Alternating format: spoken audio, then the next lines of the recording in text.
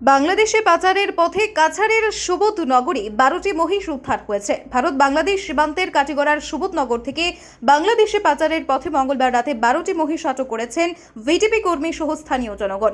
মঙ্গলবার মধ্যরাতে পাহারা দিতে গিয়ে হঠাৎ বেশ কটি মহিষ ভারত বাংলাদেশ সীমান্ত অভিমুখে পাচারকারী দল নিয়ে যাচ্ছে দেখে সন্দেহে দেখা দেয় তাদের। তারপর Kinnakhal VTP east, Subodhnagar VTP, Noymora VTP, Bhayarpar VTP কর্মী যথাক্রমে মনীন্দ্র দাস, অমলেন্দু দাস, দীপক দাস, জয়দেব দাস, আদিত্য দাস ও ইন্দ্রজিৎ নমঃশূদ্র সহ এলাকার স্থানীয়রা যৌথভাবে অভিযান চালান।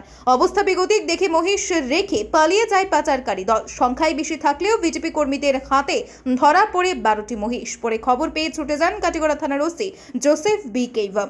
মহিষগুলো পুলিশের কাছে সমঝে দেন বিজেপি কর্মী সহ এলাকাবাসীরা। উল্লেখ্য, চোরা কারবারিরা দীর্ঘদিন ধরে কাছাড় জেলার কাটিগড়া সংলগ্ন ভারত বাংলাদেশ সীমান্ত দিয়ে গরু মহিষ বাংলাদেশে পাচার করে আসছে, কিন্তু মাঝে মধ্যেই ধরপাকড় হয়ে থাকে। এ নিয়ে ক্ষুব্ধ সচেতন মহল।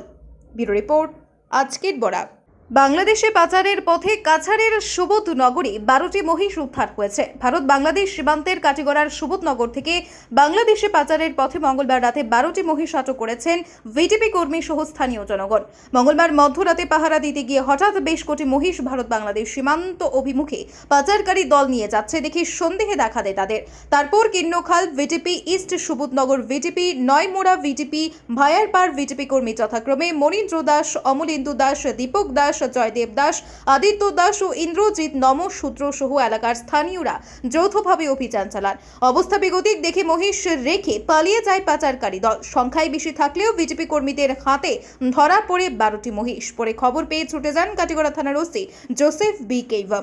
মহিষগুলো পুলিশের কাছে সমঝে দেন বিজেপি কর্মী সহ এলাকাবাসীরা। উল্লেখ্য, চোরা কারবারিরা দীর্ঘদিন ধরে কাছাড় জেলার কাটিগড়া সংলগ্ন ভারত বাংলাদেশ সীমান্ত দিয়ে গরু মহিষ বাংলাদেশে পাচার করে আসছে, কিন্তু মাঝে মধ্যেই ধরপাকড় হয়ে থাকে। এ নিয়ে ক্ষুব্ধ সচেতন মহল। ব্যুরো রিপোর্ট, আজকের বরাক।